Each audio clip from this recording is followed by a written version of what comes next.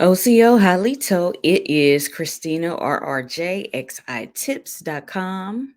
That is Raven, Red Tail Hawk, Jaguar, She. All right. Gulana, Gigagi, Tawodi, Tivdatsi, She.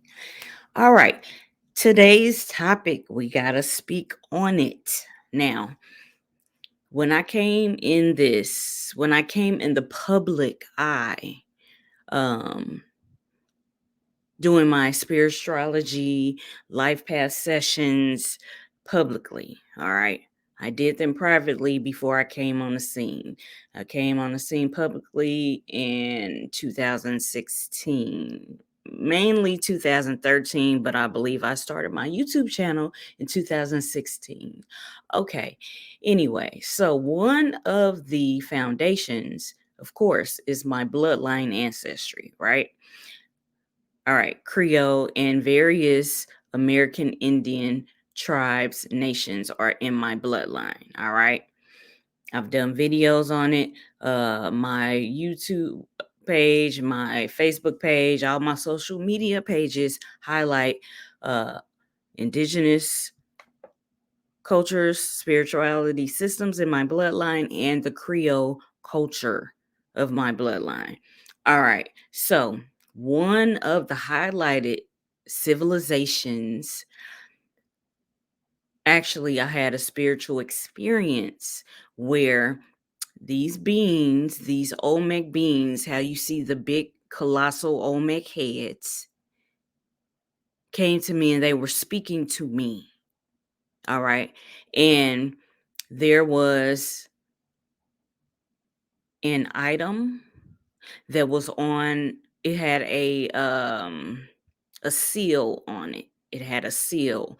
And yes, before they had that paper that was made out of those special trees in Mexico, the Olmec and other civilizations, they had codices, hieroglyphs, blah blah blah, codices where they marked on they made statues, they made writings on the pyramid walls, the mounds, the platforms, the temples, all of that. All right.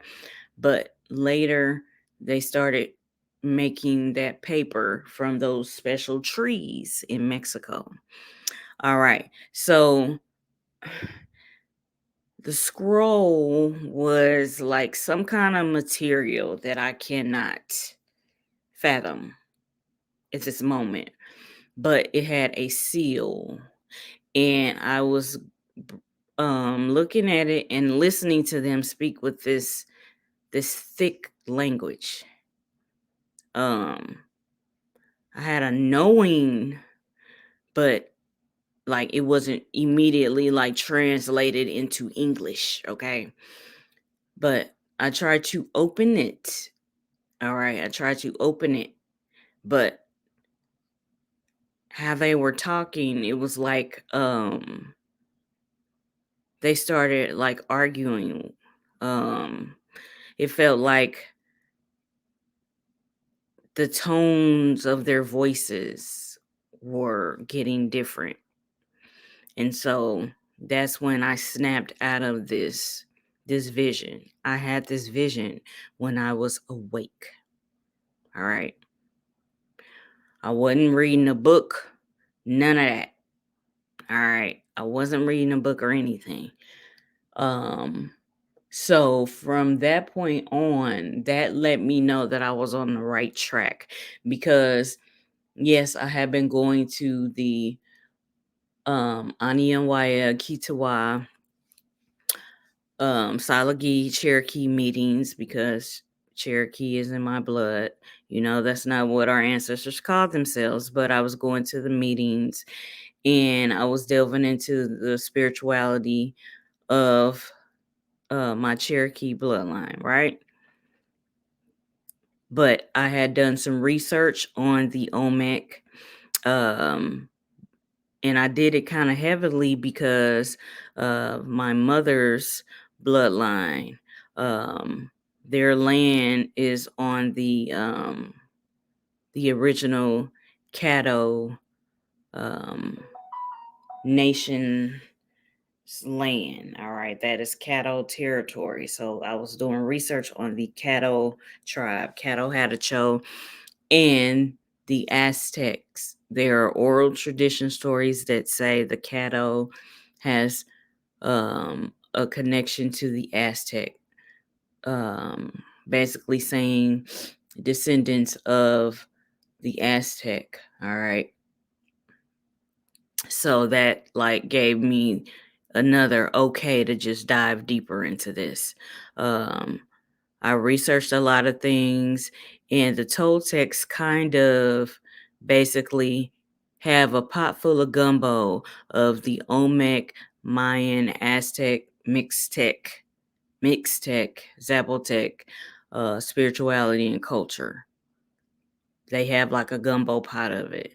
So I was able to really digest it through the Toltec spirituality and culture. Toltecs consider themselves the keepers of the knowledge, the knowers of the teachings.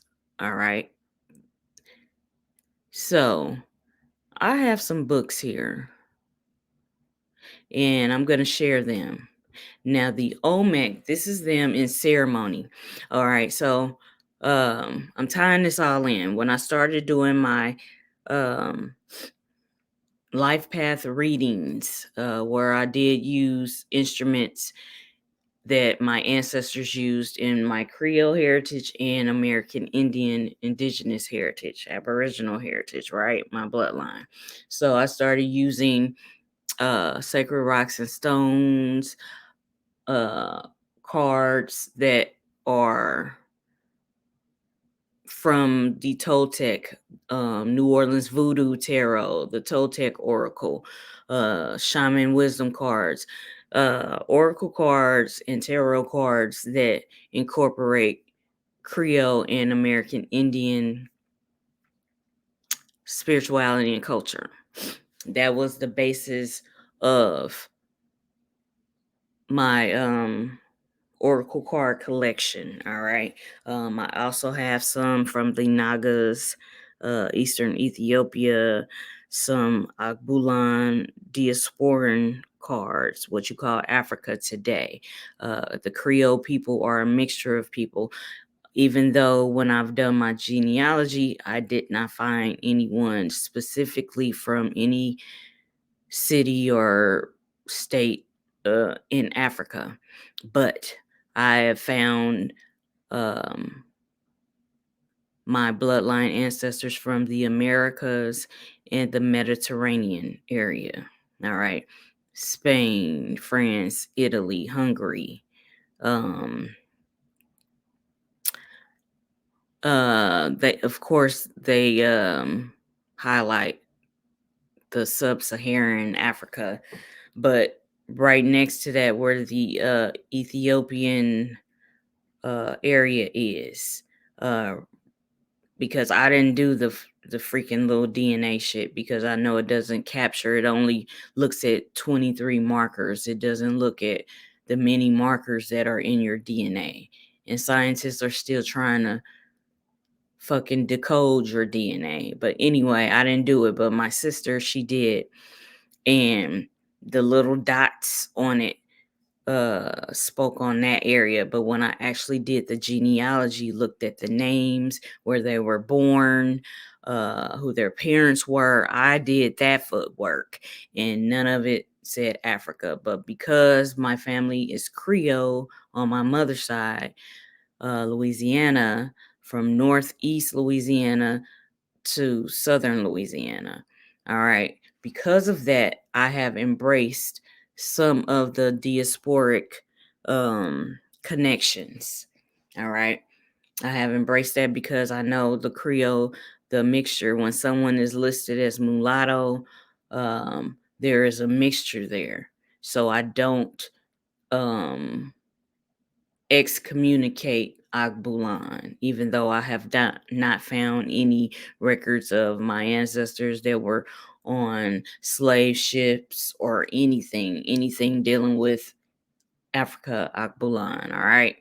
But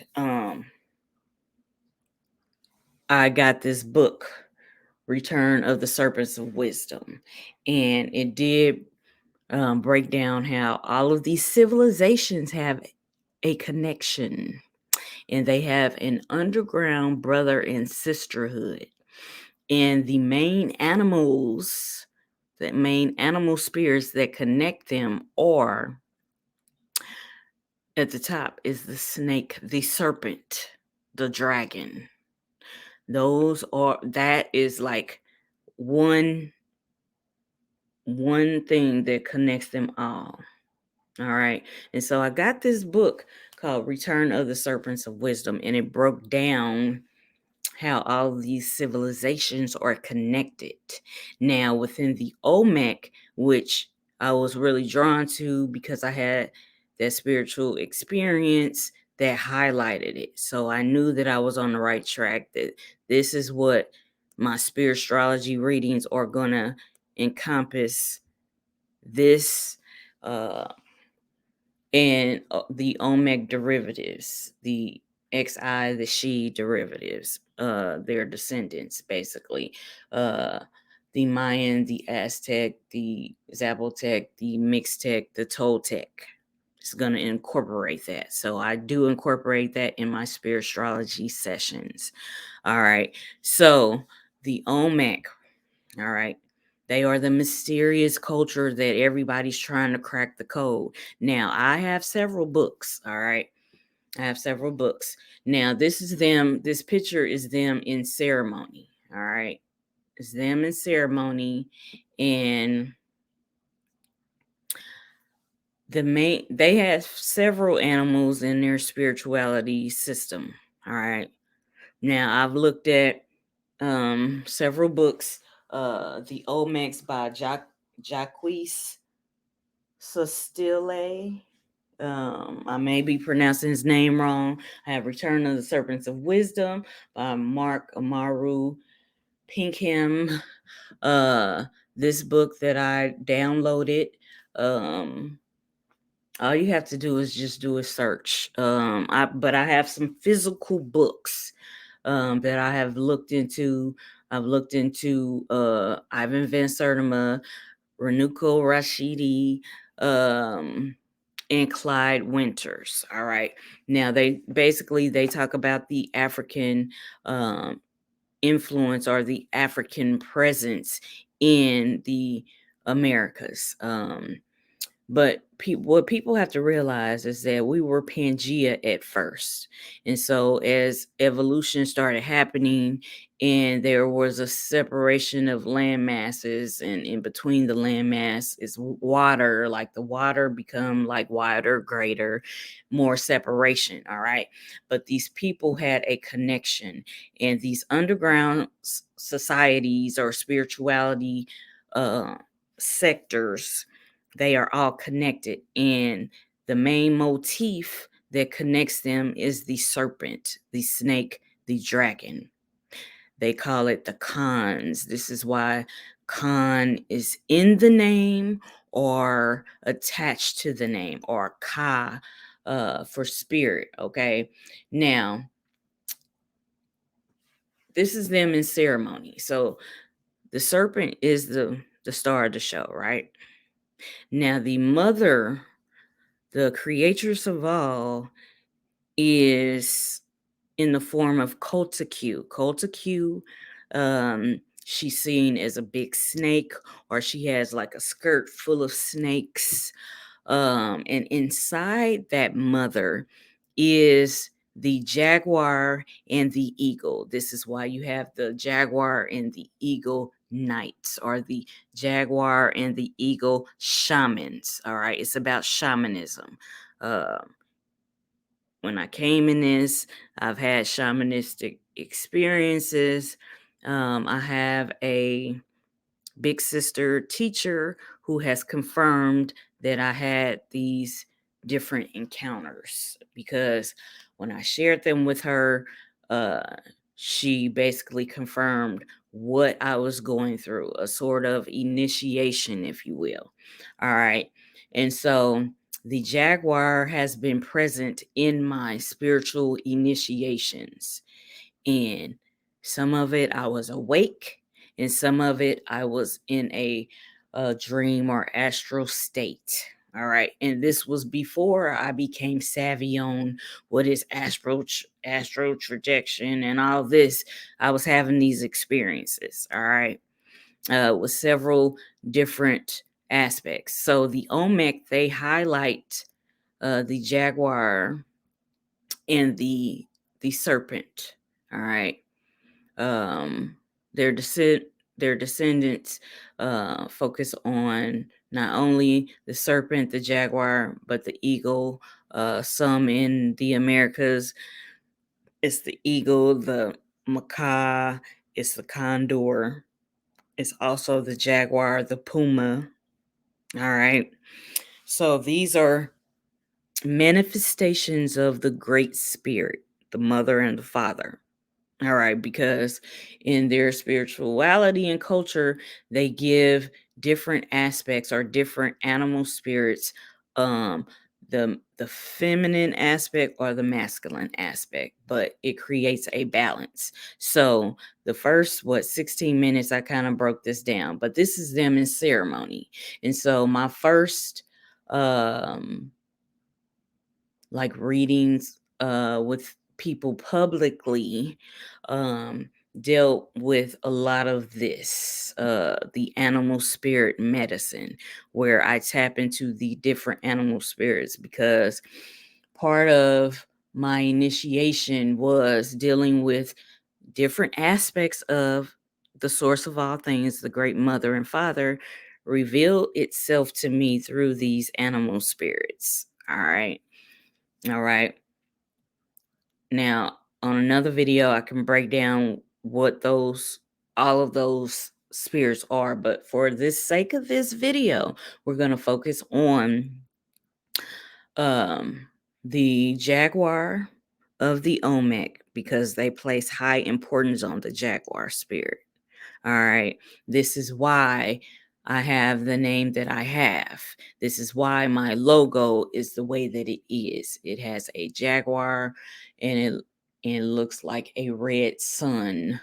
Also red meaning Venus, because our ancestors highlighted Venus and the sun. Those were two planetary entities that our ancestors highlighted: Venus and the sun, also the black sun.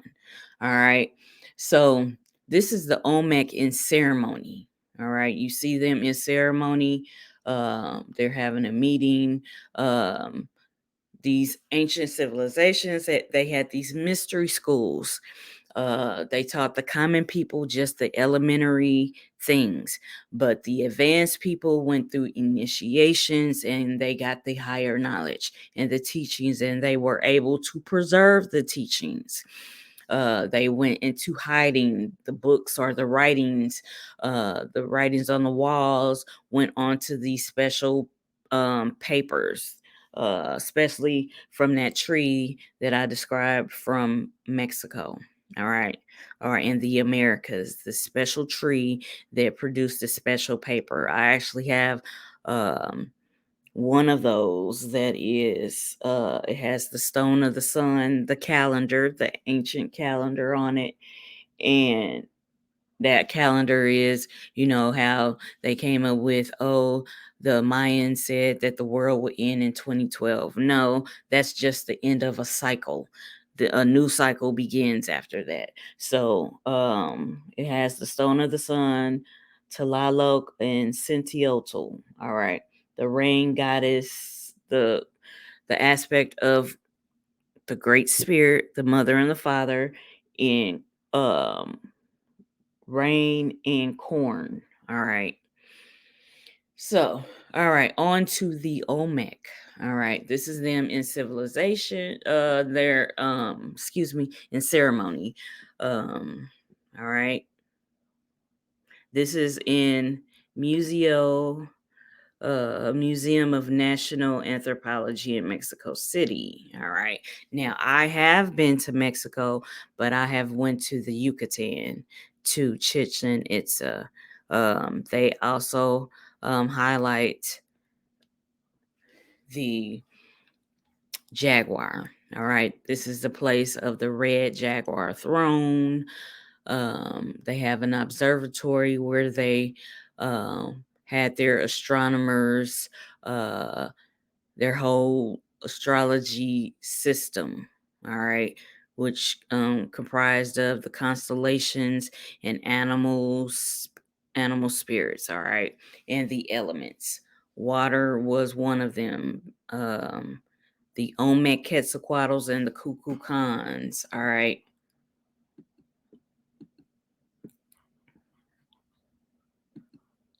All right. So in this book, The Serpents of Wisdom. All right. The Amarus are in Peru. All right. And they have the word Khan.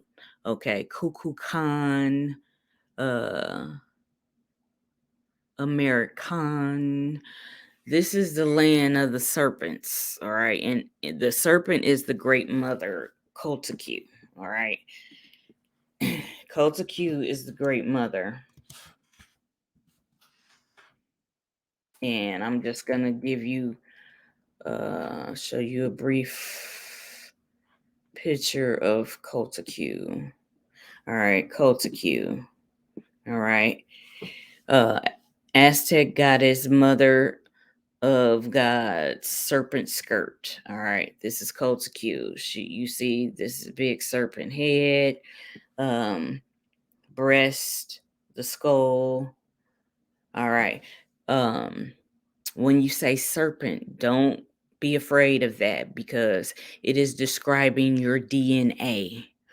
It is describing the formula. It's kind of like how the DNA moves in this pattern. Also, it's describing your Wakanyan chi, prana, kundalini energy. And that is that energy that rises from the base of your coccyx bone to the crown of your head, up your spine. It moves in this snake serpent type of movement. All right. So this is the ancestors, they used animals to basically break down into elementary form where humans can understand. Um, so animals represent some things. They mean some things, okay? So this is Kultaqu. This is the Great Mother. All right. I just, wanted to give y'all a visual of what the Great Mother looks like. They all focus on different aspects in this world from a patriarchal standpoint, but they leave out the mother aspect. All right. Now, I'm just showing you an overview, right? You can look up Kultaqu and who she is, and she's also described as Mother Earth. All right. She's also described as Mother Earth. Now, a custodial, a ruler on the earth realm is also the Jaguar. Now, the Olmecs, they delve in Jaguar shamanistic transformation, shamanistic rituals. All right. Now, this is why a lot of indigenous nations and tribes, they have different clans, and the clans could be an animal spirit, or it could be plants, or like in the Cherokee, the medicine people are from the where they call them the shining ones. All right. The shining ones, They have different tools in their medicine bundle or their medicine bag.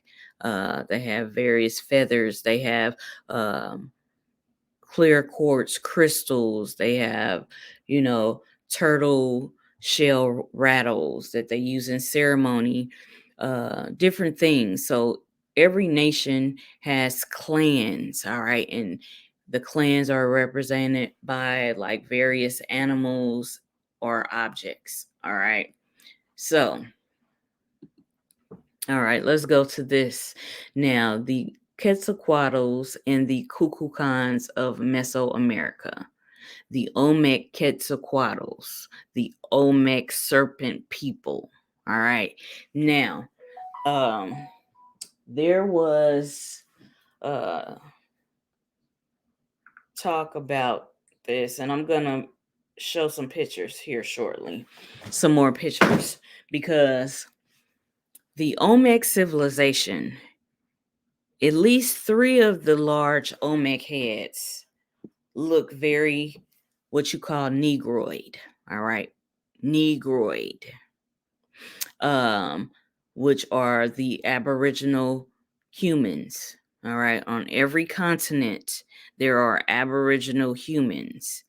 And evidence of that today is the mitochondrial DNA of the melanated Aboriginal woman. She has the Eve gene, okay, the mitochondrial DNA. All right. So this is a Negroid Aboriginal of the Olmec civilization. All right.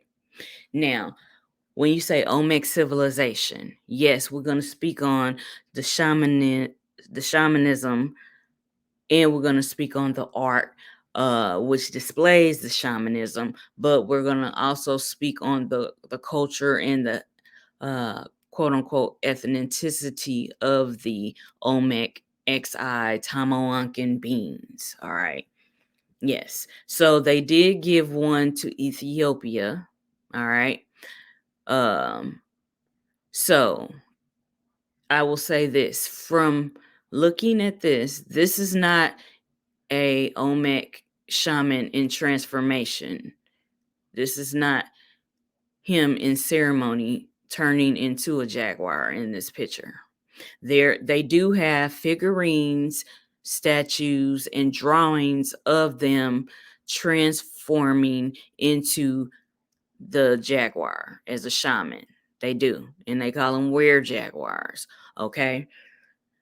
But this is not that picture. This is simply the picture, the statue of one of the high-ranking shamans or high-ranking rulers in the Americas, in Mexico. Teotihuacan, all right? Yes, they were found in Tabasco, Veracruz area, but they gave one to Ethiopia, one of these Olmec heads that they found, and this one is very Negroid, Aboriginal, and I'll show you a color picture of it. Now, this one looks how Mexicans look today, and some look Asian. All right. So you got Aboriginal looking ones, Ethiopian looking ones. I'll have to find that one. You have Mexican looking ones, and you have Asian looking ones. Okay. This is why they say the Olmec civilization. Okay. Let that be overstood. All right. So these are clearly, you cannot deny this. That this is most melanated people, or somebody in your family. If you're a melanated person, you got somebody in your family that looks like this. All right. All right. And you got somebody in your family that looks like this. All right. The first civilization of Mexico is called the Olmec. That's a misnomer. They called them the rubber people because they discovered rubber and the trees that produce this substance, right? All right. Okay, the Olmec civilization is characterized by large stone heads that appear to look like Africans. Most researchers believe that these stone heads are of Olmec monarchs and that the Olmec people came from Africa. All right, now, Clyde Winters, his teachings speak on they are connected to the Mende people. So I just showed y'all how some of these Olmecs look Aboriginal, Negroid. There's one that looks like Ethiopian people. There's one that looks like a Mexican person.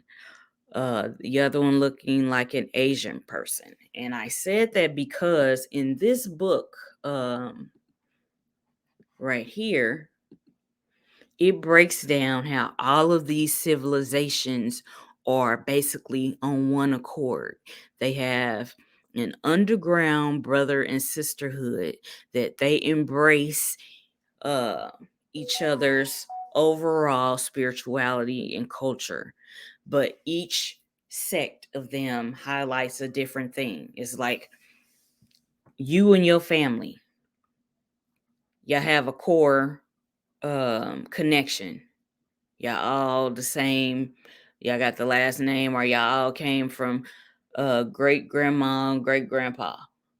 But over your auntie's house, they focus on this. Over your uncle's house, they focus on that, but y'all still connected. This is how this underground society was. And the animal spirit that connects them is the serpent. All right. Uh, but in the Americas, you have the serpent, and inside the great mother serpent is the jaguar and the eagle. This is why you have the jaguar and the eagle warriors. They're actually shamans and warriors because they were taught spiritual things to flow in shamanism, and they were taught how to fight, basically like some kind of American martial arts. All right. So this kind of gives you an overview, but I'm gonna read some of the stuff. All right. But even the large Olmec heads had serpents on the front of their helmet. Even when you go to Egypt, Kemet, Nubia, they have the serpent in front of their crown. This is a motif that they have. Now, let's look at this. All right.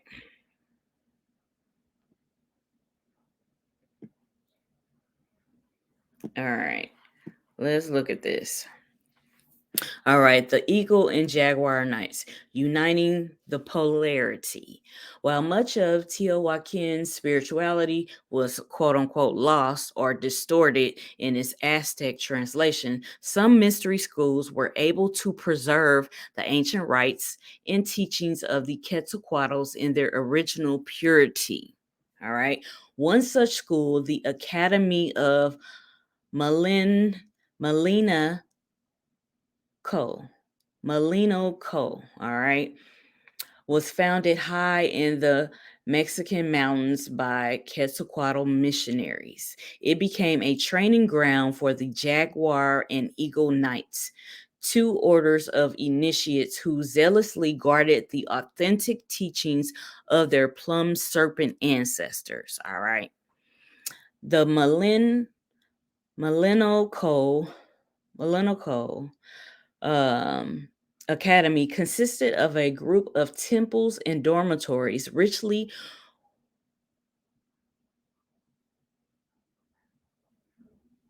excuse me, I lost my train of thought. Okay.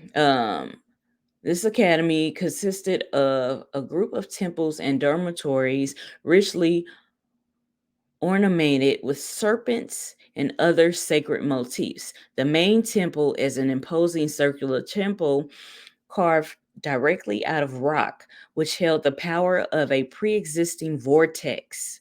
All right. It was guarded at its entrance by two gigantic serpent heads, the serpent twins. All right. The walls within this temple were covered with symbols associated with three worlds. All right. Three worlds are the heavens, the earth, and the underworld. That's the motif in most indigenous and Creole spirituality systems. All right.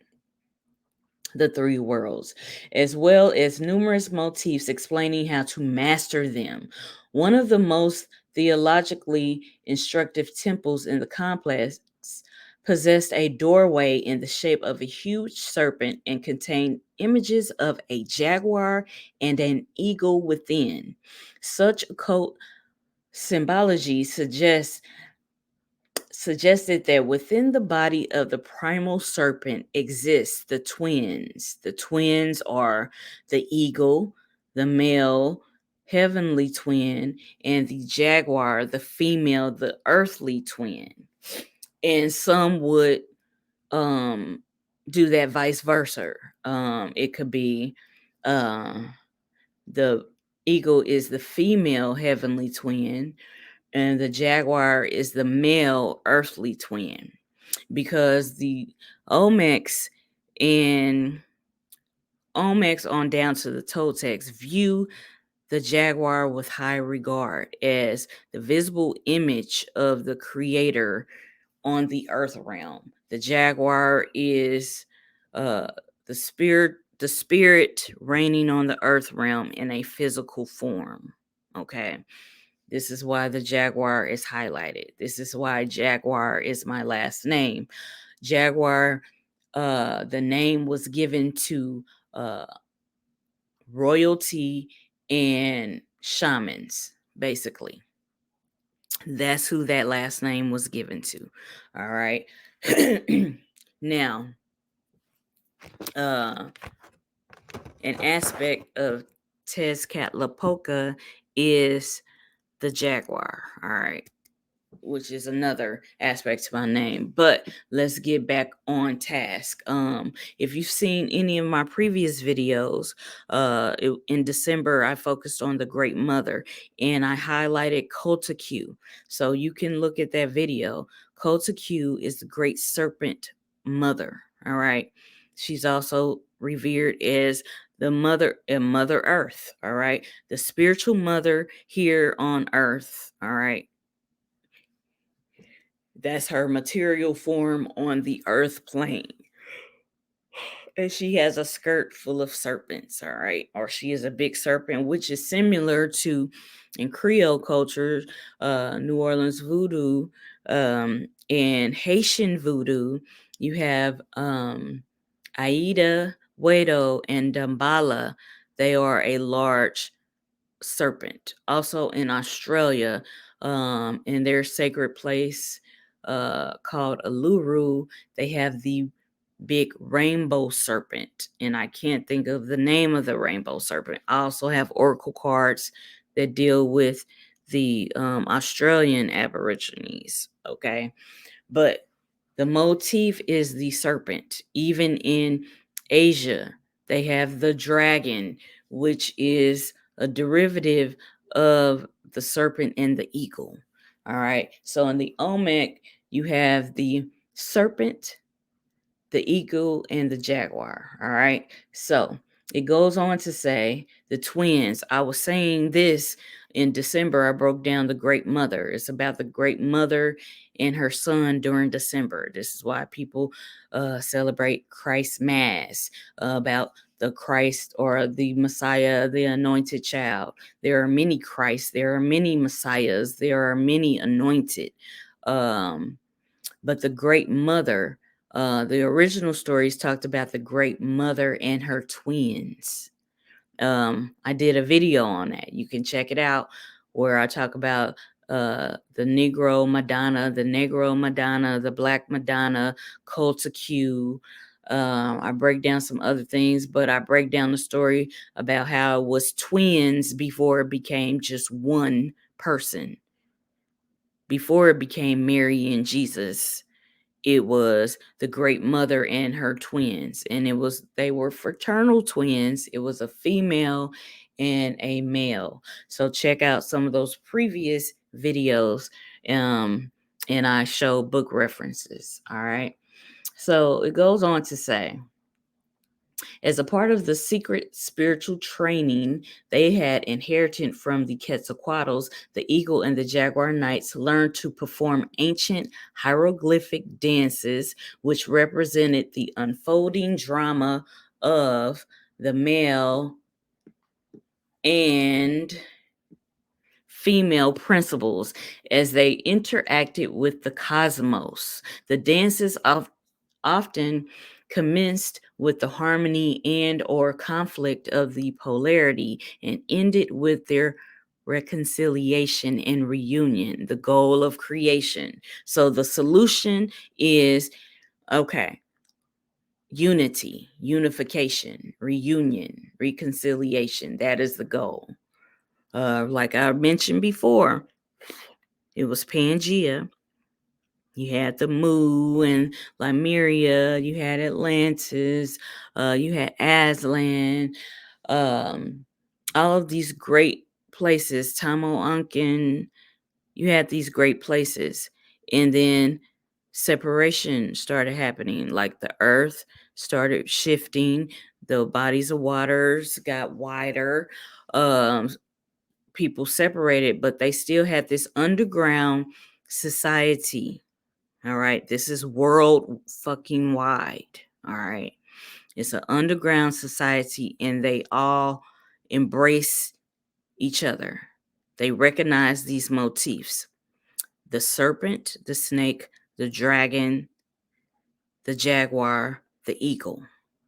All right. But they all have in common the serpent, snake, dragon. That is the motif. You look at the Asian culture, they focus on the dragon, which is basically a serpent with wings. All right. This is why they're dragons, how they look. They look like a serpent with wings, literally. All right. So I'm going to go on to read this. All right. Spiritual initiation at Malinoco involved the observance of severe austerities over a designated period of time. Like they fasted for 40 days, okay? 47 30, 40, or 70 days, all right?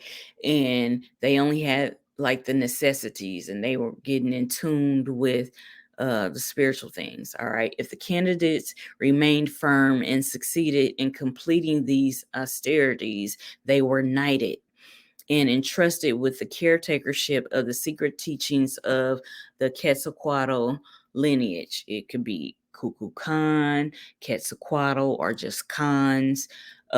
We can visit that. While commenting on the secret initiation process of the knights, Munoz Camargo, a Spanish historian, remarked, first of all, they were locked for 40 or 70 days in a temple of their idols.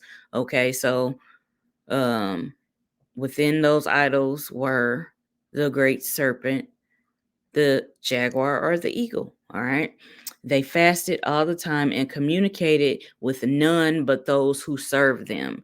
At the end of that time, they were taken to the great temple and were given important doctrines of life, which they must keep and guard.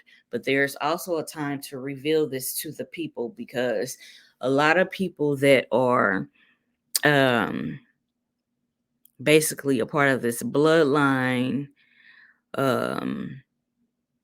that weren't raised in an area where they went to these mystery schools, they're adepts.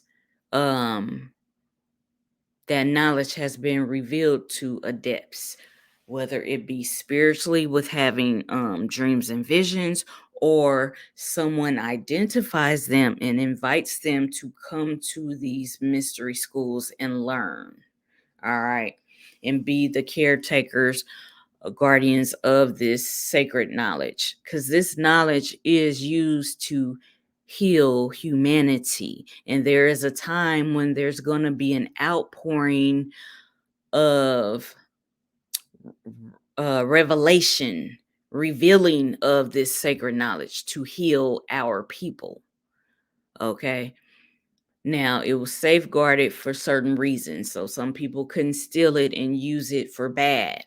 But in any civilization that we know, somebody has always, at least one person has always tried to use it for bad, for evil purposes. All right.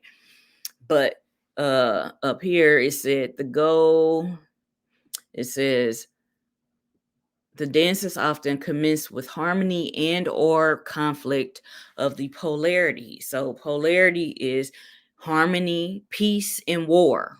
Okay, harmony or war. Harmony, conflict, war, peace. That's the polarity. And it ended with their reconciliation and reunion, the goal of creation. All right. To be unified. All right. Of one body, one spirit, mind, body, meaning on one accord. Yes, you have your individuality, but as a whole, being one. All right. You have your individual gifts because everybody brings something to the table to make the whole. All right. So, all right. It also says, okay, what they experienced. They went through this initiation. All right. And once they finished it,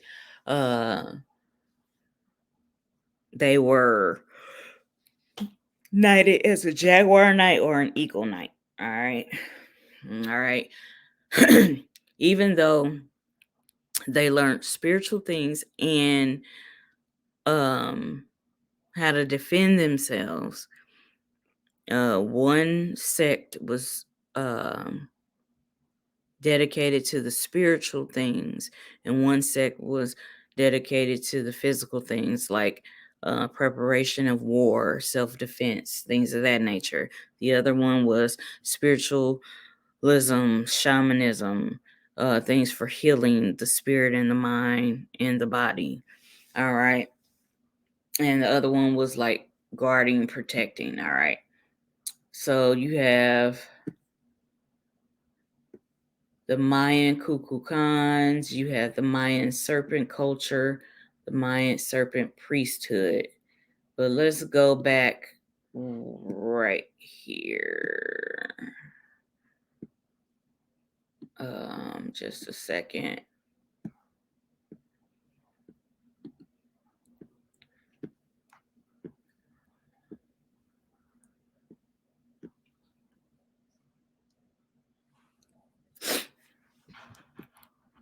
All right. The Olmec serpent people. This is, yes. This is these colossal heads came from Levanta, Trezapotes, and San Lorenzo. All right. All right, let's look at this. We're going to read this. All right. The Quetzalcoatls and Kukulcans of the Mesoamerica are the Americas. Okay, the descendants of the first serpents of wisdom in Mesoamerica and the administrators of the Middle American dragon culture they founded were the Quetzalcoatls and Kukulcans. Distinguished titles were meant feathered or plumed serpents in the Nahuatl and Mayan vernaculars, respectively. All right. These plum serpents served in the roles of priest kings, spiritual teachers, and culture bearers in the Middle American people. They introduced and taught language, sacred calendar, theology, and many of the practical arts. They were also responsible for designing and overseeing the construction of many of the temples, pyramids, and eventually dotted the Mesoamerican landscape. The Olmec Quetzalcoatls. All right. And this is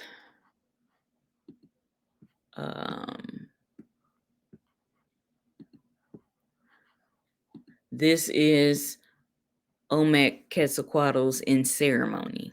So just keep that in mind. All right. All right. All right, the Olmec Quetzalcoatls.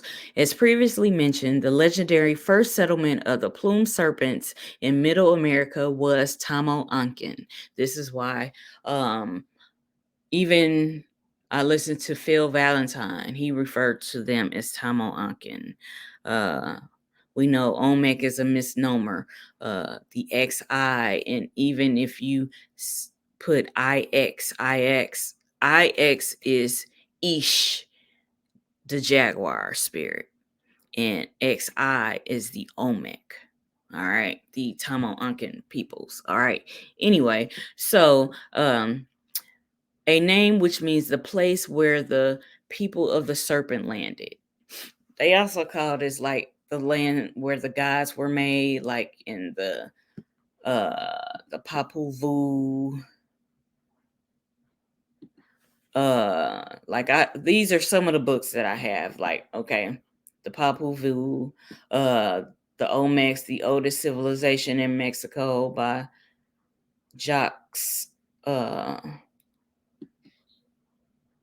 Sustile, the Return of the Serpents of Wisdom, the Cleansing Rites. This has some color pictures of the ancient sacred calendar in it. This is why I do spirit astrology readings, and they encompass this astrology. All right. The Toltec Oracle, Mysteries of the Ancient Americas, The New World Before Columbus. These are some of the physical books that I have, but I have more, but I took this picture right before I made this video. These are the immediate books that I have right by my desk in my spiritual office, okay? So, let's go back here. All right. This is they call Tamoanchan the place where the people of the serpent landed. All right, or the place of the gods. Okay, located in what is now the state of Veracruz, Mexico. Tamoanchan was the Garden of Eden for many native tribes of Mesoamerica, according to the people of the serpent by Edward Thompson, an initiate of numerous secret brotherhoods of the Maya. Some of the early Quetzalcoatls from Tamoanchan eventually departed on missionary expeditions in order to found colonies in other parts of Middle America. This tells you that these people, our ancestors, our ancient ancestors, moved on to other parts of Middle America. All right. Now, the southern tribes are descendants. Some of the southern and southeastern tribes have the bloodline connection to these ancient civilizations. All right. We can get into some other books. I want to do a part 2 to this because I gave my little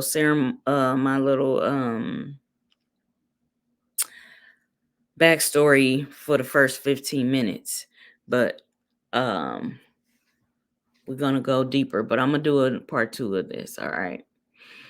It says the early Quetzalcoatls from Tamoanchan eventually departed on missionary expeditions in order to found colonies in other parts of Middle America.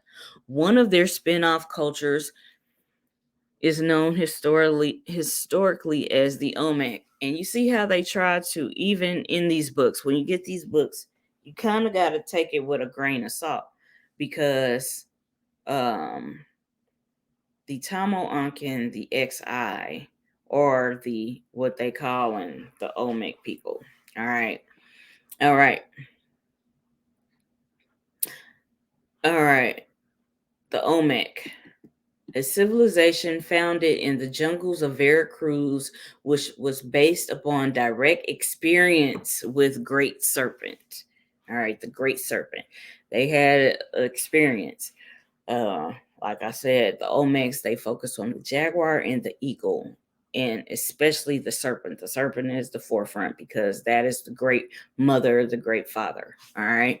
In order to study the serpent, i.e., its shape, its movements, and habitat, and you know, snakes, they do build mounds. You know that, right? Okay. So they studied, they studied the serpent. All right. Now, as well as awaken the inner serpent fire. Your inner serpent fire is your Kundalini, your Chi, your Prana, your Wakanyan spiritual energy. Like when people feel like they're being filled with the Holy Spirit, no, they're just being activated. That energy is already within them. Spirit is already within a being. It's just activated to like a higher frequency. It's like turned the fuck up. All right. And it says, awaken the inner serpent fire. The Olmecs ritually consumed hallucinogenic psilocybin mushrooms, which were reverently referred to as the flesh of Quetzalcoatl. Also, y'all can research how they say that magic red mushroom is manna or the flesh of Jesus. This is what some ancient writings refer to it as. But just a little side note for y'all. All right, so they call it the flesh of Quetzalcoatl or the flesh of the plum serpent. And the serpent is the great mother serpent. Kukulcans is Mother Earth. So the offspring of Mother Earth are the fruits, the vegetables, and then you have the humans and the animals here, but the fruits and the vegetables. So this is why they say this is the flesh of the plum serpent. That's the great mother, the great father serpent. All right. While in drug-induced fourth dimensional state of awareness, the Olmecs witnessed the serpent travel along its principal highway just below the surface of the ground as well. This is why in Chichen Itza and the Yucatan, they go and look at the great temple of Kukulcan,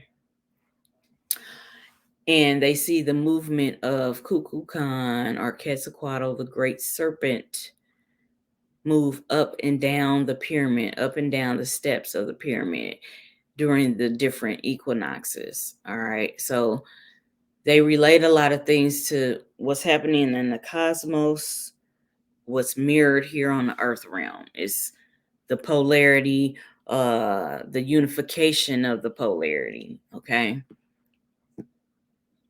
All right. So they had a shamanic journey by ingesting these, and you can have shamanic journeys without having any hallucinogenics. Okay, because I had spiritual experiences with, yes, the jaguar spirit, the eagle spirit, and serpent, snake, but and some other, the wolf, but I'm not going to go into that, but I'm just letting you know that this can be done without hallucinogenic drugs. I was sober as fuck, and I had visions while I was awake, and I had dreams when I was asleep or in the astral dream realm. Okay, just so y'all know, it can happen. But sometimes in ceremony, to kickstart or to help a person open them up, they are given an earthly medicine like these different mushrooms that are called the flesh of Quetzalcoatl or the flesh of Kukulcan, the flesh of Kotaku.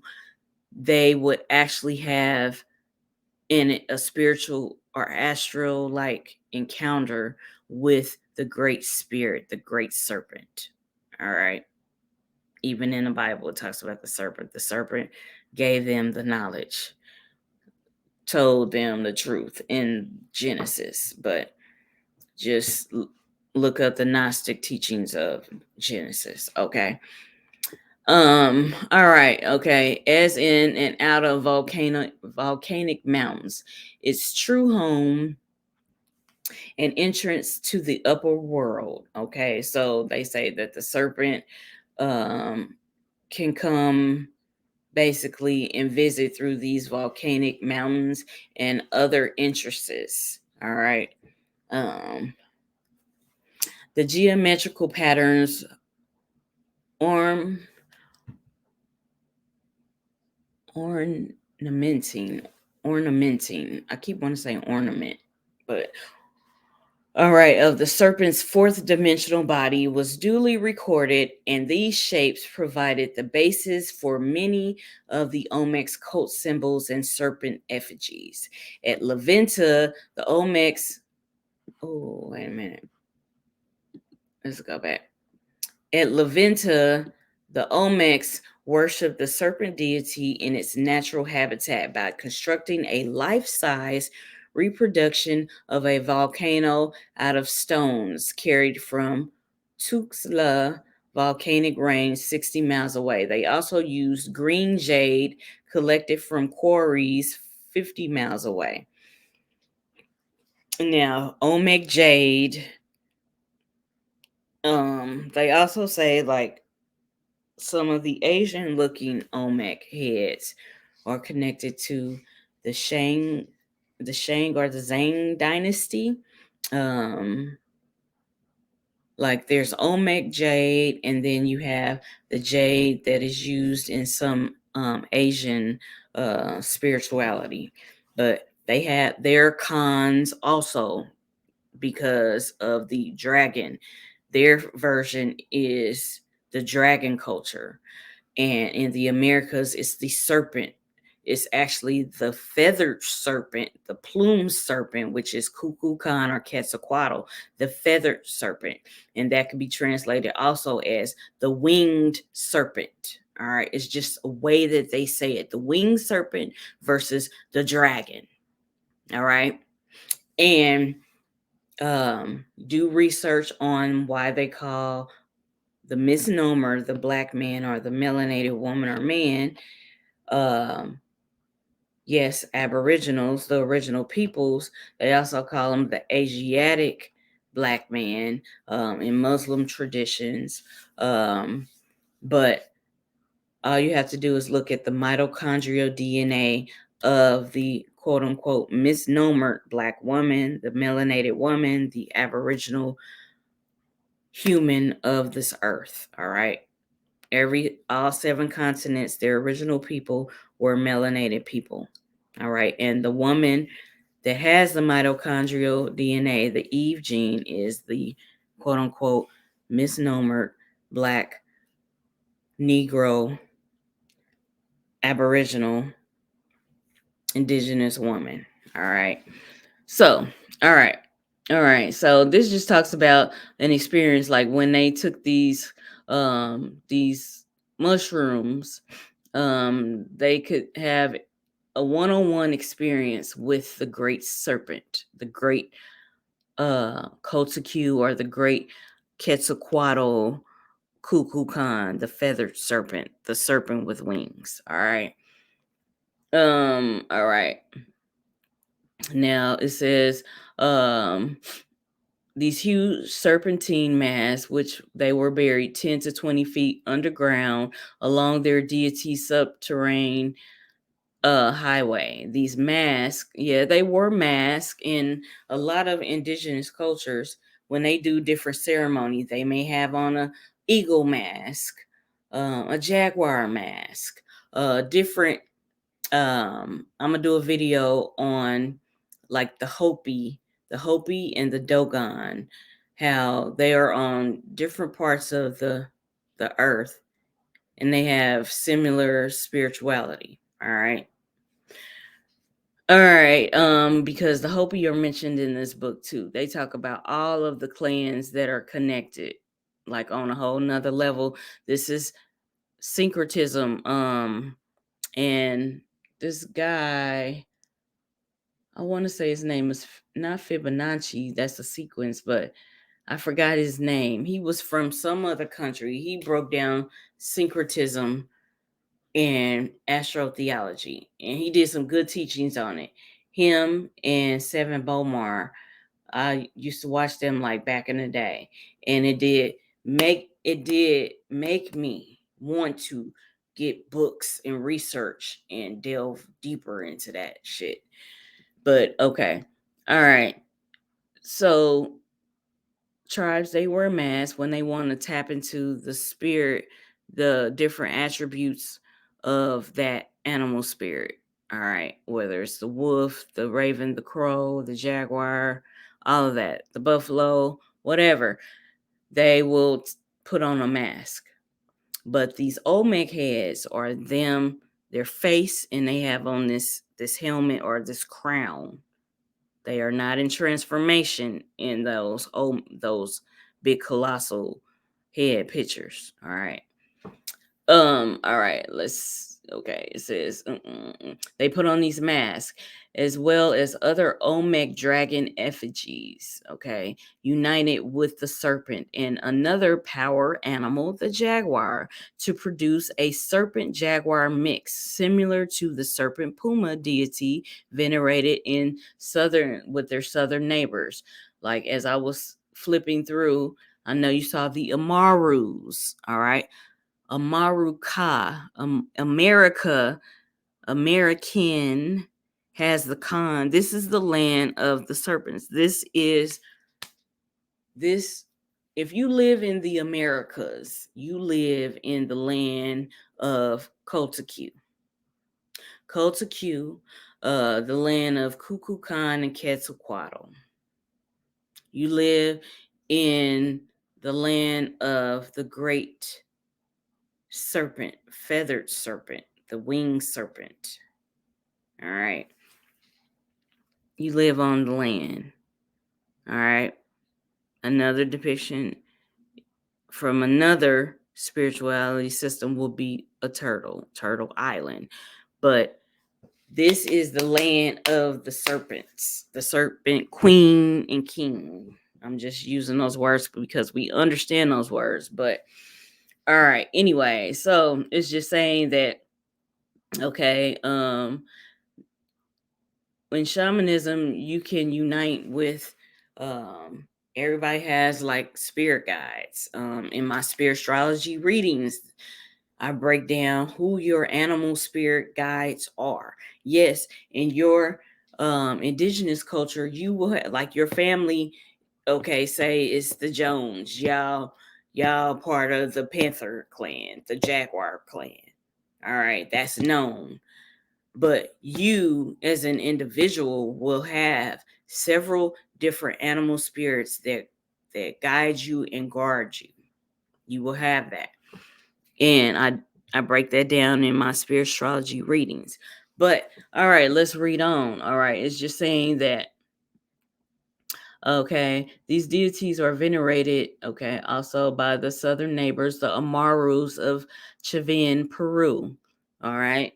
Like the serpent, the jaguar represented raw earth energy. So the union of the two animals was a powerful representation of the currents of life force which flowed just below the surface of the earth. The jaguar and serpent also symbolized the male and female principles respectfully. I put those words together.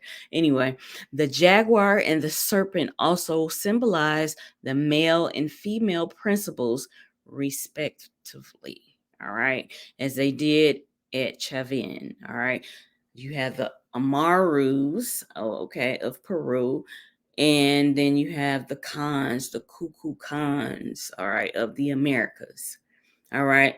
Now, it's showing that this is the making of the union of a version of the androgynous dragon. So the plum serpent, the feathered serpent, is the great mother and father all in one. Great spirit is mother and father all in one. That is an androgynous being, something being one, female and male, all in one. All right. But is broken up into female and male principles. All right. All right, let's read on. The Olmec serpent people. With the serpent jaguar, the theme of their jungle civilization, the Olmecs evolved into a quintessential dragon culture.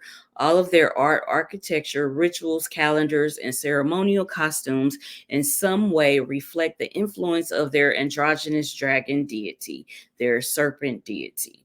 All right. They were truly a Mesoamerican serpent people. All right. The Olmecs were eventually immortalized as a serpent people by their ancient artists. All right. Images recovered from certain Olmec excavations represents the serpent people as having snake-like heads, serpentine facial features.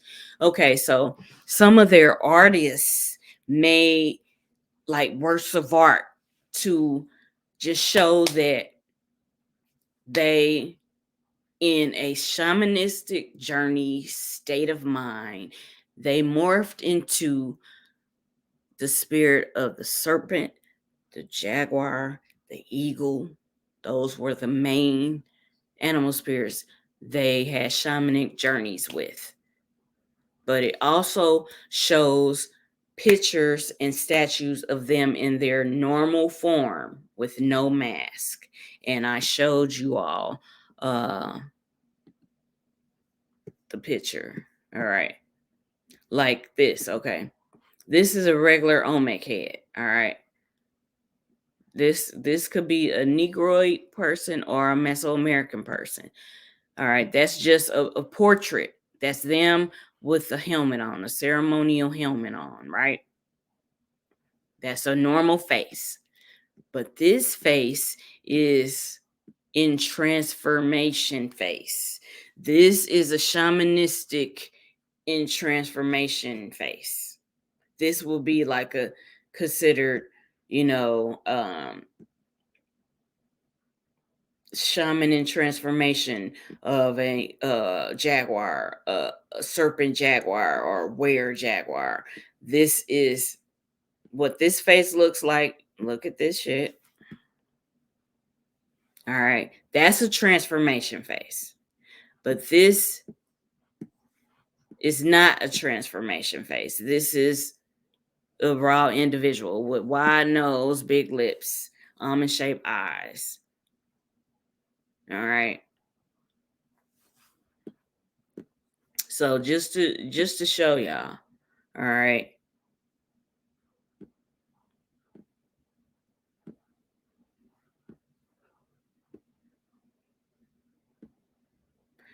All right. So Clyde Winters influenced manuscripts, okay, on American ancient writing systems. All right. So I look at all the quote unquote master teachers, their literature. I've looked at Clyde Winter shit. I've looked at Ivan Van Sertima shit. I've listened to Phil Valentine. I've looked at Renuko Rashidi, all this stuff over the years. And I've looked at the quote unquote Spanish and white historians and anthropologists, their books. That break a lot of this stuff down. All right.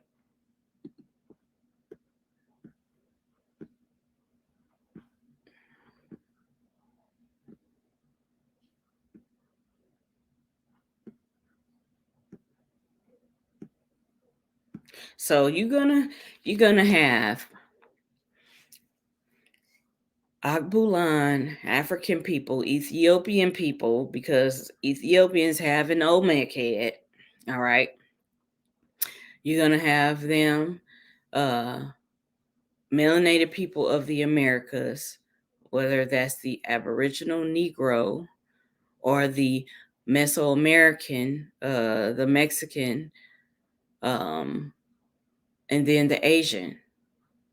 All are going to claim the Olmecs because the Olmec civilization looks like the Aboriginal Negro. It looks like the Mexican people. It looks like the Asian people and the Ethiopian people. So all continents are going to claim, I won't say all continents, but I'll say the Americas, Africa, and Asia are going to claim the Olmecs. They are, because there's an Olmec head that looks like all three of the continents that I just named. All right.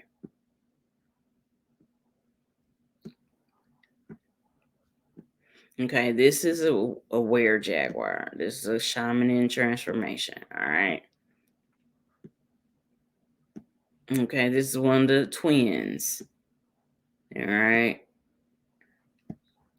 Now, I know a guy that looks like this. Look just like this and everything. And he is an Aboriginal Negro. All right. This is a female. Looks like she got a mirror right there.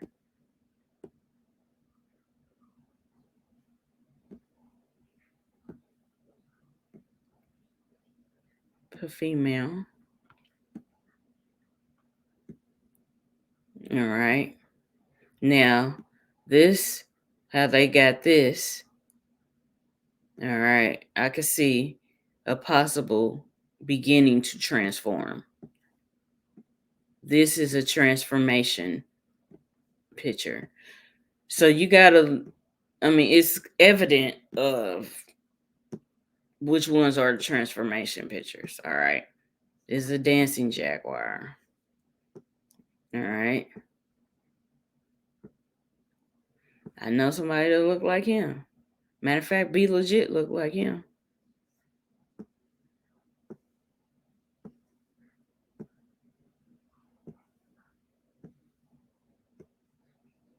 All right. See how his mouth is. This could be like beginning to be in transformation, but that looks Asian. All right.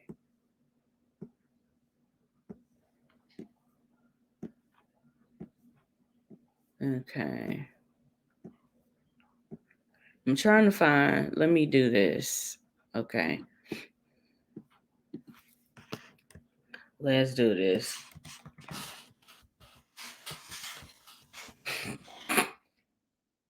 Okay. All right, let's break this down. This one right here is Aboriginal Negro right here. This ain't no shaman in transformation, none of that. Even this one ain't no shaman in transformation. Look at him. Look at him. Look at him. Yeah. But these are 6 of them. All right. 6 of them. These look Negro. These 3.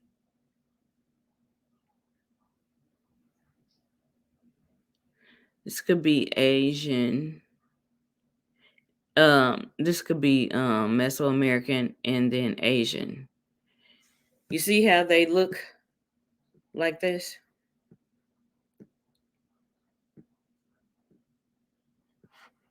Look at him.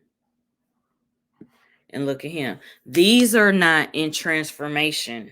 These are the lords, the kings, the rulers, the high priests of the Olmec civilization. All right. And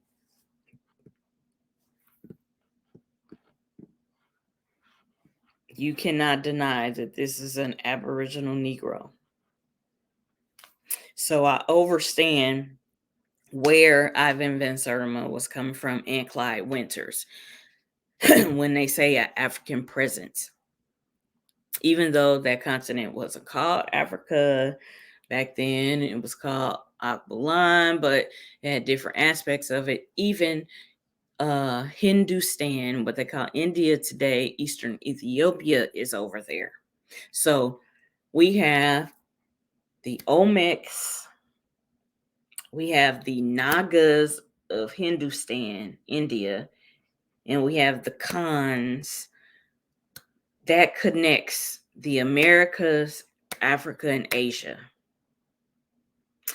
Those three continents encompass these people, these serpent people.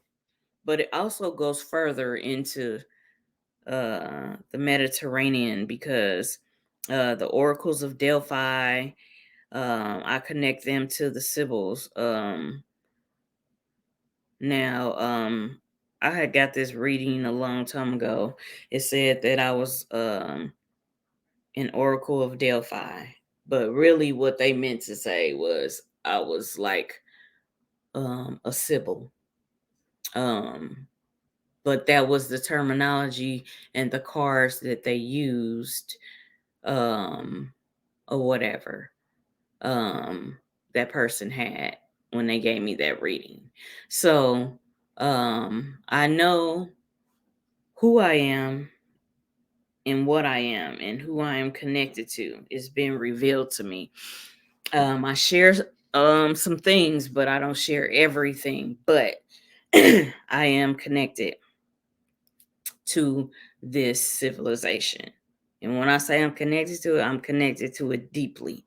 Like I said, at the bottom of the screen for life path and spirituality sessions, get at me at rrjxitips.com, because yeah, we can break your shit down. All right. So this is a Aboriginal Negro Olmec leader, ruler. And this looks like an Asian one. All right.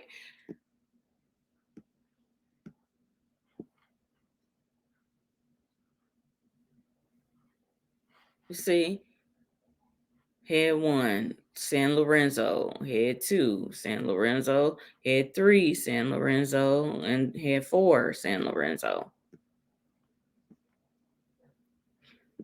So these look like somebody made these and they trying to, like, really make them. But this is the one that's in Ethiopia. So in essence, they are telling us that we are connected.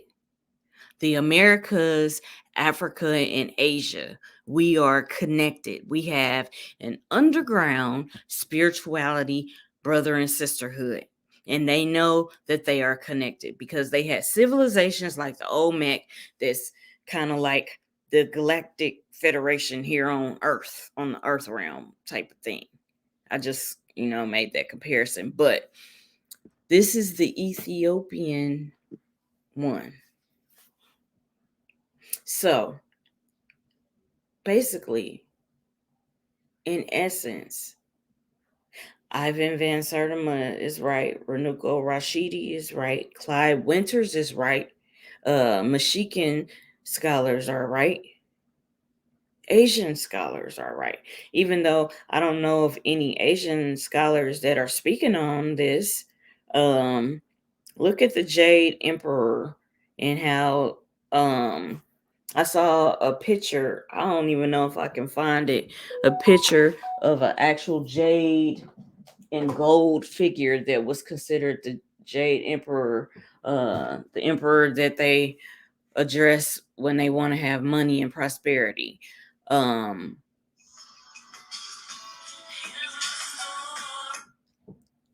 That is, we all have a connection. We have a connection, and the sooner we realize this,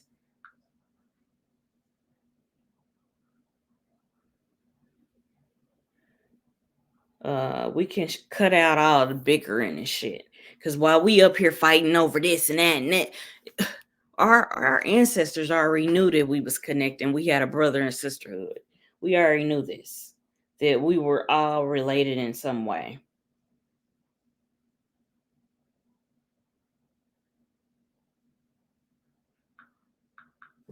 So, yeah. So I wanted to show y'all this. This is clearly This is clearly Aboriginal Negro.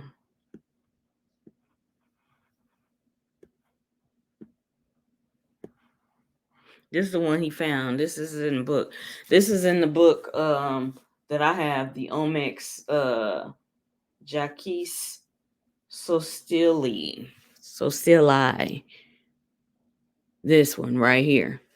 Clearly. This looks is Negro. Aboriginal Negro. Right here. So this one looks Asian. This one looks Mexican. So y'all need to, like, everybody that's fighting over this shit, like, come to an agreement that the Americas, Africa, and Asia are represented in the Olmec civilization. It's clear, it's evident.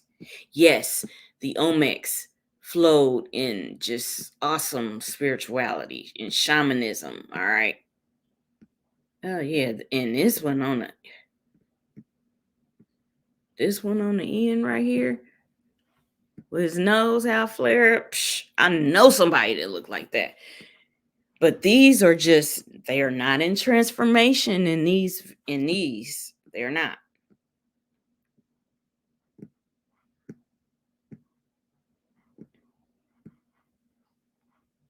Right here. So this is why we go so hard for the Olmec. Because if we see an image like this, yeah, this is one of the Olmec. But I'm just saying this. The Americas, Alkebulan, Africa, and Asia can claim the Olmec civilization.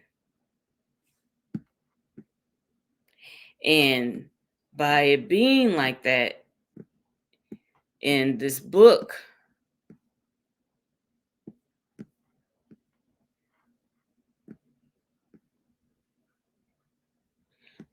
right here that I was reading from shows you that this is an underground brother and sisterhood. All right.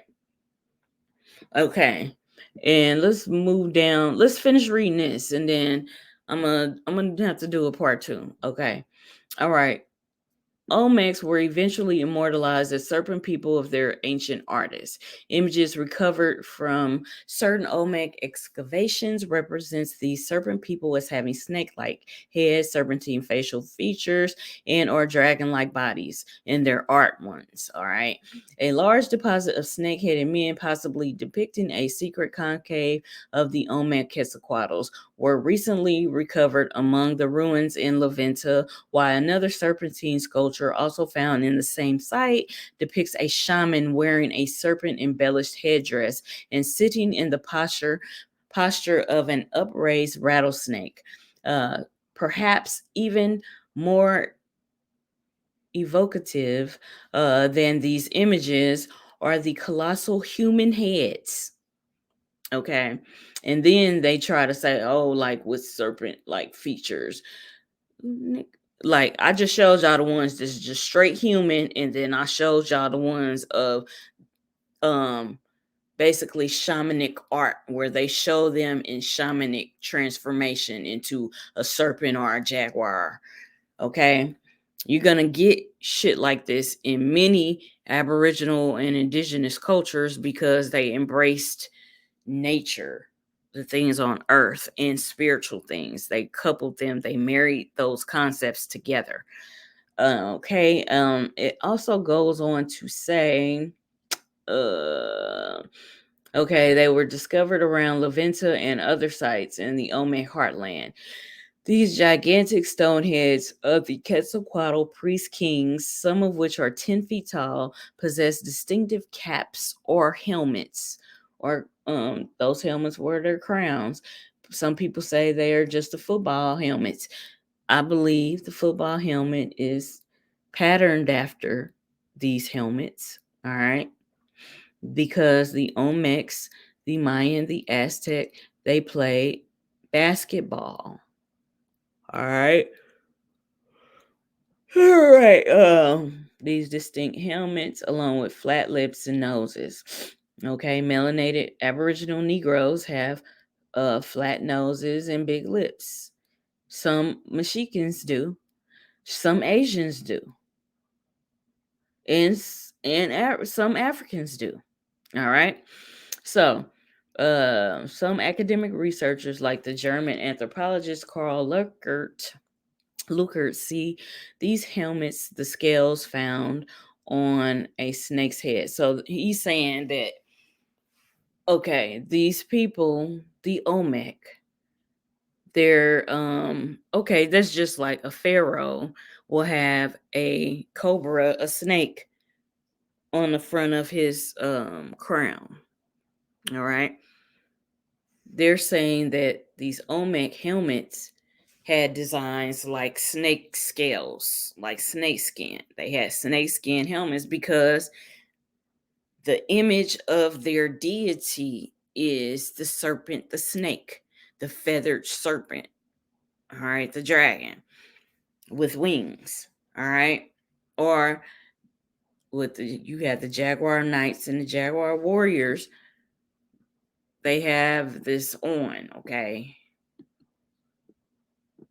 All right. And so they just show you this.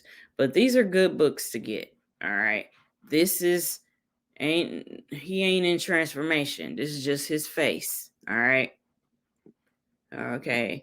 Teotihuacan, the city of Quetzalcoatls. All right. All right. So let me. Ooh. Okay. All right. And they just talk about how okay, I read that about the eagle and the Jaguar Knights, the Serpent clans. All right. Okay. Initiation into the Snake Clan. All right. You also have the Hopi Snake Clan. All right. All right. Of all snake clans, the Hopi Snake Clan is the best known and possibly one of the first who have set foot on the North American continent. According to the Hopi records, the Snake Clan has been a part of the Hopi tribe for 3 precession cycles or worlds. If each world is 26,000 years in length, then the Hopi Snake Clan has been in existence for at least 78,000 years and was probably a branch of the serpents from the motherlands. Yes, remember I read that excerpt that said that these people traveled. All right. All right. Members of the Hopi Snake Clan maintain that during the current Fourth World, a new dispensation of snake rites were introduced into the clan by a Hopi boy who learned the rites directly from the snake people at their house of snakes. Apparently, this lad was floating down the Colorado River one day when his raft was suddenly swept away by a strong current, which carried him all the way to sea. After landing on the island Paradise, the boy was met by the Spider Woman, one of the Hopi creator gods, who escorted him through a secret passageway and into the underworld land of the snake people. Here in the House of Snakes, the boy was fully initiated into the snake rituals and then instructed to return home and teach them of his tribe. The myth of the Hopi boy, believed to be at least partly symbolic, has over time justifiably solicited numerous interpretations. The snake people of the island Paradise were probably snake initiates, and their underground civilization and House of Snakes are presumably references to the tunnels and caves used by them for their mystery rites, because the resemblance of the Hopi snake dance to traditional Mesoamerican snake dance rites previously observed in the Mayan settlements of Copan and Chichen Itza. All right. It is possible that the island's snake people were a part of an organization of plumed serpents, feathered serpents, which had inhabited Middle America from very early times. One conspicuous Similarity between the Mesoamerican serpents and the Hopi snake clan is their common veneration for the plum serpent and the horned serpent. All right. So I showed y'all, because they talked about the Amarus, American. All right, the Hopi snake dance, uniting the polarity and awakening the serpent fire. All right. The snake clans of the Great Lakes and the Great Horned Serpent. There is a great serpent mound in Ohio. All right. You gotta go see that. That's on my bucket list. I've been to the Yucatan in Mexico. I've seen Chichen Itza, the Great Temple of Kukulcan, the Jaguar platform, all of that. I've been there. I've been to Poverty Point, in basically Washita land, Louisiana, the land of the Washita, the Chata, the Homa, the Mardi Gras Indians, which the Mardi Gras Indians are descendants of actual indigenous tribes. I've been there. I've been to Cahokia Mounds in St. Louis, Missouri. So on my bucket list is to go to the Toltec Mounds, which is like in that Arklamis area. Arklamis area is Arkansas, Mississippi, Louisiana area. And the Great Snake Serpent Mound in Ohio is on my list. But I got to come back for part 2 and speak on this some more. But you see the Hopi snake dance, uniting the polarity and awakening the serpent fire, snake clans of the Great Lakes, the Great Horned Serpent. All right.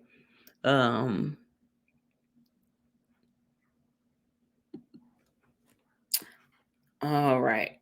Now, this is the Thunderbird is one of my sacred spirit guides. All right.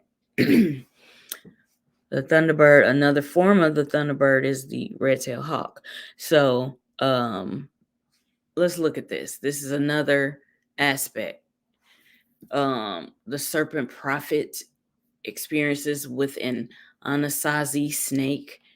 All right, let's look at this. The Thunderbird clan, channelers of intense serpent power. All right. A second branch of the North American serpent clan is the Thunderbird clan. The patron deity of this clan is the mighty Thunderbird, a North American version of the Chinese rain dragon, according to this author. Like the rain dragon, the Thunderbird is conceived by the Native Americans to be the winged form of Great Spirit. Yes, the winged form of Great Spirit is the Thunderbird. All right. It is a manifestation of the primal serpent or dragon and an aspect of the serpent. Okay. For this reason, members of the Pacific Northwest Snake and Thunderbird clans dance together in ceremony. All right. So, initiates of the Thunderbird clan are, like their brothers and sisters of the Snake clan, intimately associated with rain and possess special rain-making abilities. In order to generate bountiful precipitation, members for the Thunderbird clan either invoke the spirit of the Thunderbird through mantras and vocables or summon aspects of the Thunderbird's extended body, the Thunderbeings. All right. I also have a great book, the Return of the Thunderbeings. I've done videos about this. Even when Black Panther came out, I went to Wakanda Lake in Kansas, which is right next. They got part of it is in Kansas and part of it is in Missouri. Wakanda Springs, Wakanda Lake is the great healing waters of Great Spirit. That is Wakanda, what Wakanda means. All right, Great Spirits, healing waters. Okay, and this is why even in Chichen Itza, they are considered also water shamans. You got Sentiotl and Tlaloc, and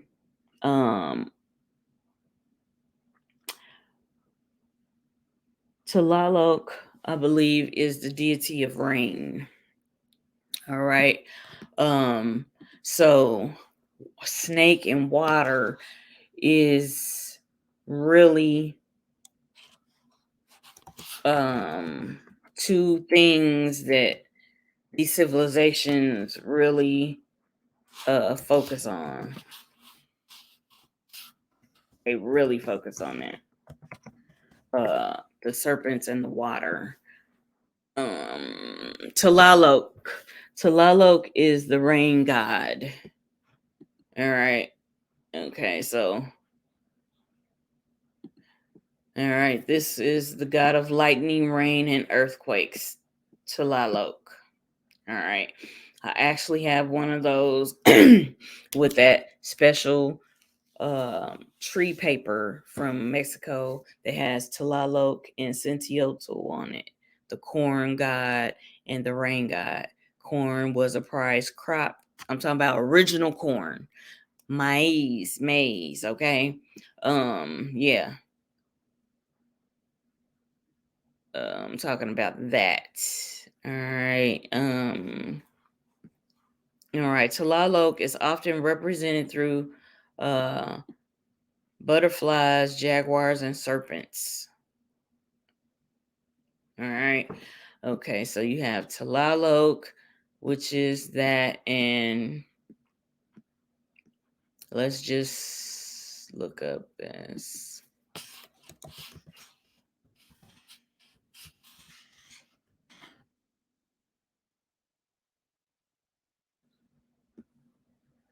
Okay.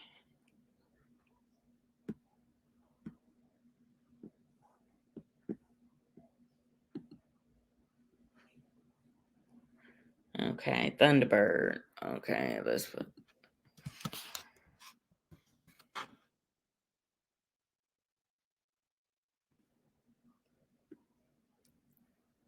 All right, the Thunderbird. All right. All right, so uh the Thunderbird clan, channelers of intense serpent power.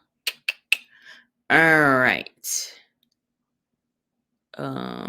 Okay, I broke down how they dance together. All right. And their extended body is the Thunderbeings. Okay.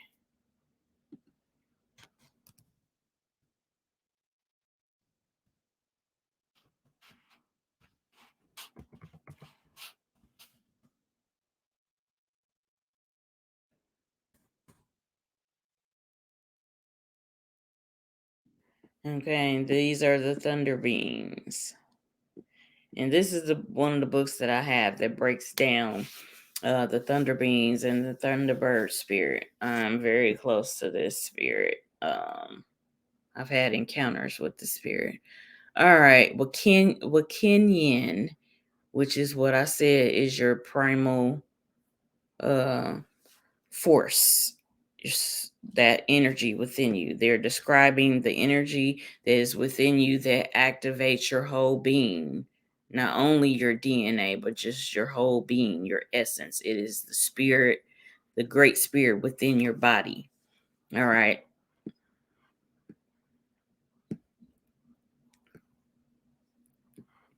Well, Kenyan. All right. And I've been to Wakanda Springs in Kansas. All right. Return of the Thunderbeings. Good book. Good book. Yeah. So these are all connected. These are all connected. All connected. All connected. All right. Um, all right. Okay, many members of the Thunderbird clan also acquire the ability to channel the serpent power of the bird of lightning through their own bodies and then utilize it for healing and spiritual transformation. This power is received directly from the Thunderbird and is very concentrated and deadly, like an explosive bolt of lightning. When handled properly, appropriately, however, this awesome energy can be transmitted into others to elicit a spontaneous healing or to awaken the Kundalini, the inner lightning serpent. One group of lightning bolt channelers are called Heyokas. All right. The Heyokas are like the shamans, and they kind of like have a different way of being a shaman. Um, um, they kind of act contrary, sarcastic, contrary type. It's different. All right. They channeled transformative currents of the Thunderbird into others to reverse the negative trend of man and nature by awakening the inner spiritual energies and impelling humankind on a path to spiritual enlightenment. According to the Heyoka traditions, the spirit of the Thunderbird originally manifested to the clan of elders, all right, and taught them the proper technique for receiving and projecting its potent energy. Yeah, in that book, it has some good like pictures and everything, like to kind of break it down. You got the serpent prophet. This will be somebody equivalent to the Olmec Quetzalcoatls, the Olmec serpent people, the Olmec Kukulcans, the Mayan Kukulcans. Yeah. So, okay. Now, oh, let's go back. All right. Let's highlight this. All right. Now, this is getting closer to, our American Indian tribes. Okay. It says throughout the time there have been many serpents of wisdom in North America, but one fair-skinned or pale prophet stands apart from the rest. Okay, like Quetzalcoatl, they kind of like say he was like, pale. But it's a spirit that goes into people. All right. Now it talks about spreading important religious rite and spiritual wisdom to many native people. He visited the early Algonquins and is remembered to them by Imish Shotoloto. Wait a minute. Imish Total. Imish Total, the feathered serpent. All right. And to the Choctaw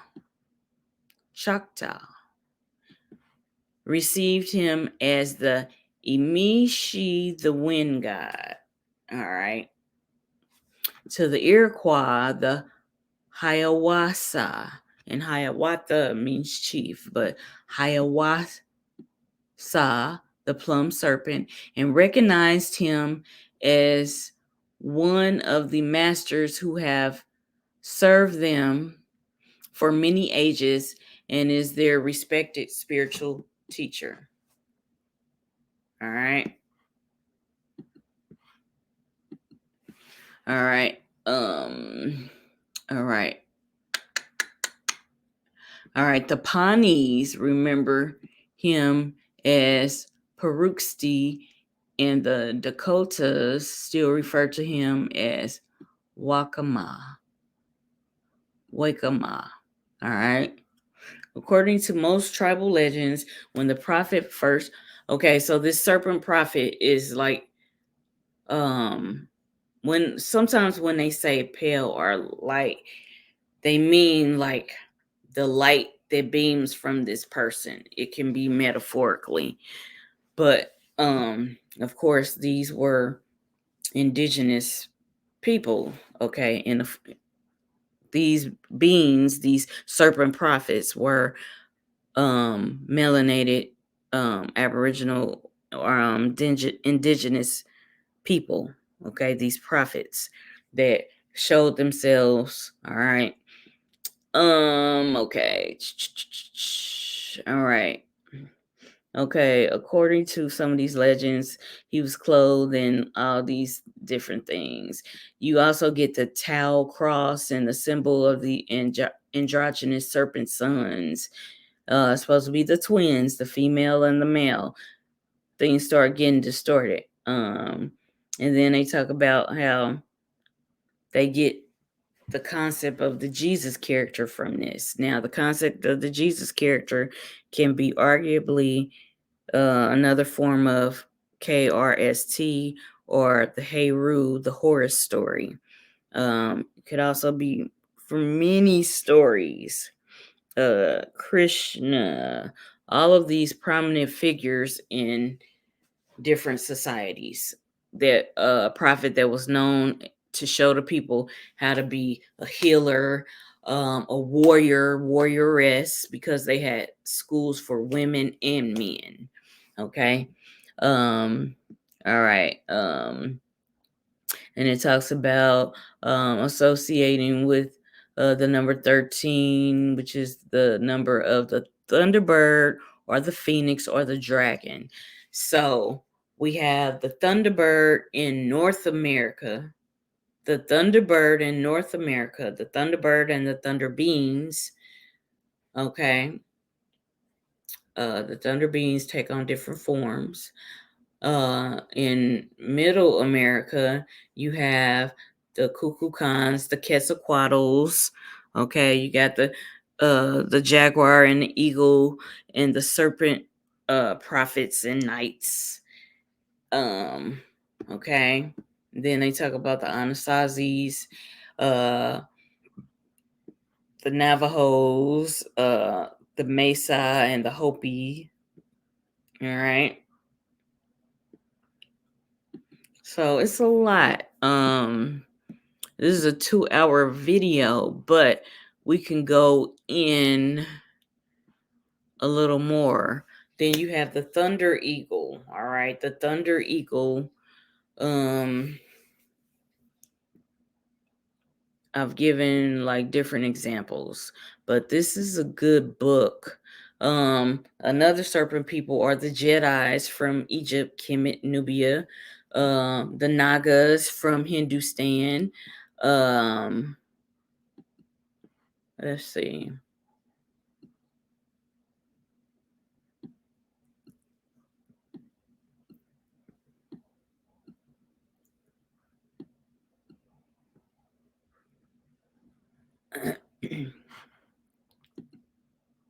Okay, this is in Machu Picchu, the city, the bird of lightnings. Now they look at the condor and the puma instead of the eagle and the jaguar. They look at the condor and the puma. Okay.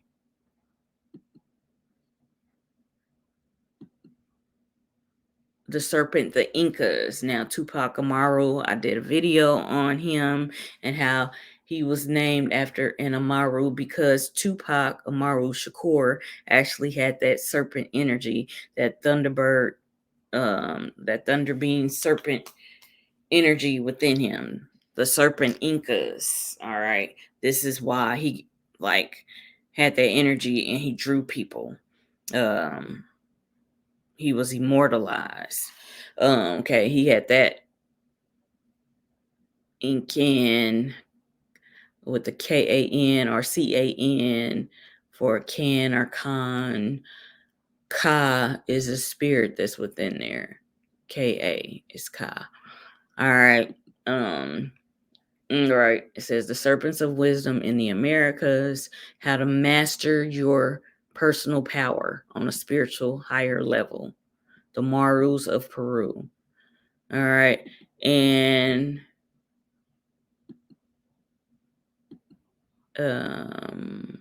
somebody, okay. But there is, there is the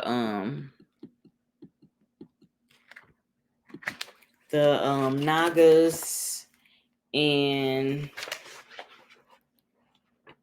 from Ethiopia, Eastern Ethiopia.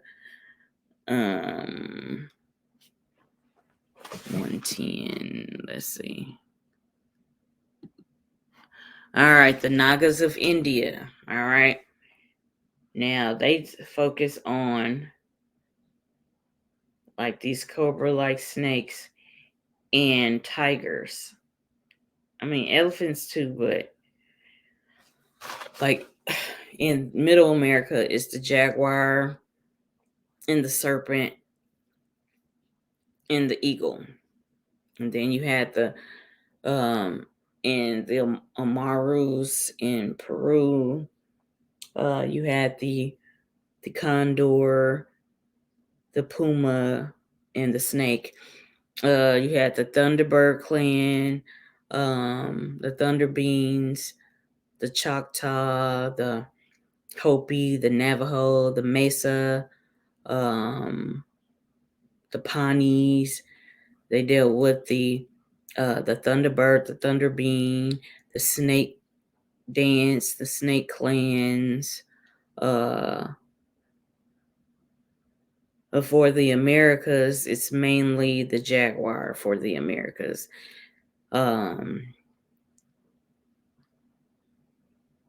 Africa is going to have lions, but the Americas is going to have jaguars and pumas and panthers. All right.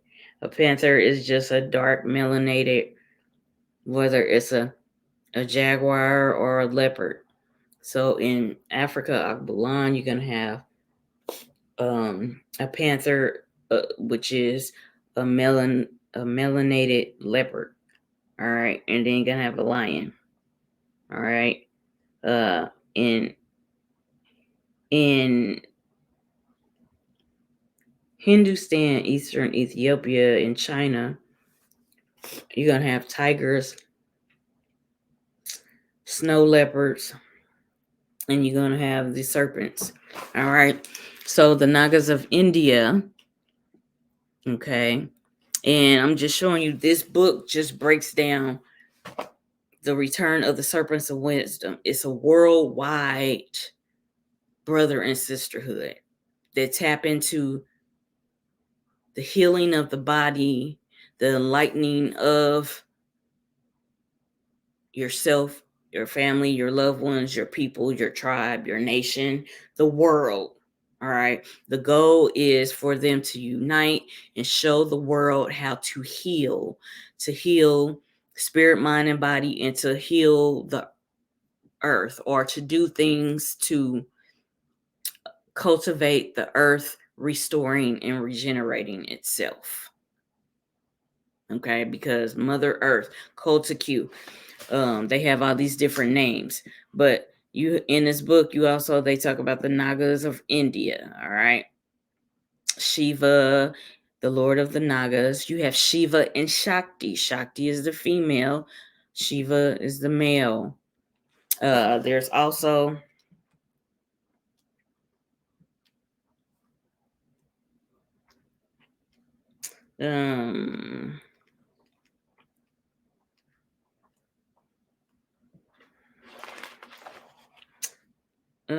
besides them, the Sioux, the Great Sioux, the Sioux tribe, the Carib people.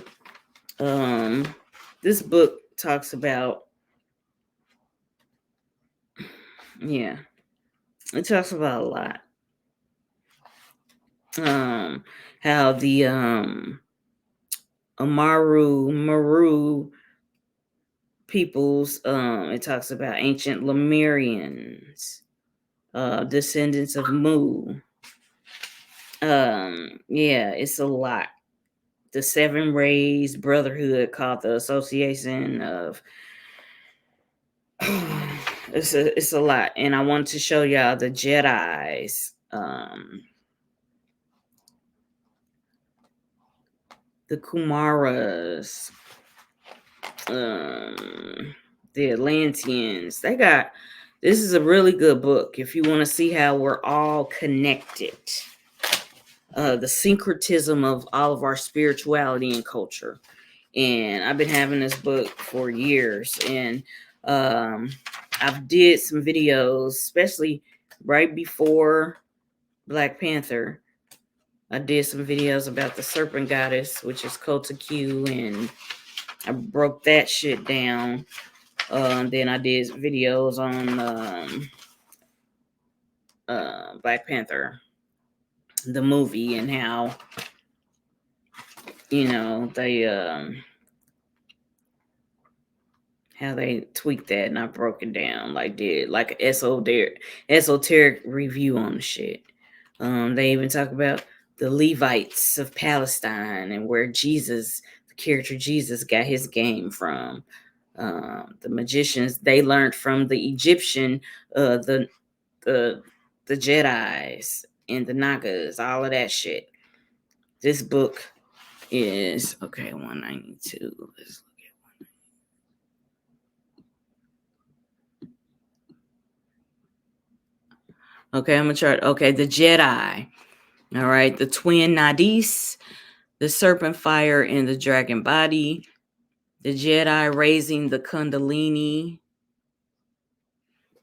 All right. Yeah.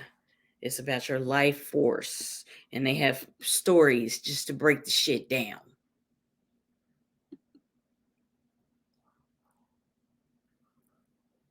And their serpent goddess. Okay, so in the Americas, the serpent goddess is Kotaku. And then over in Alkebulan, Africa, is Ujet. Uadjet. All right. That is the feminine, the serpent goddess energy. All right. The Djedi of Egypt. All right. So remember, it started out, I did this video highlighting the Olmec. The Olmec and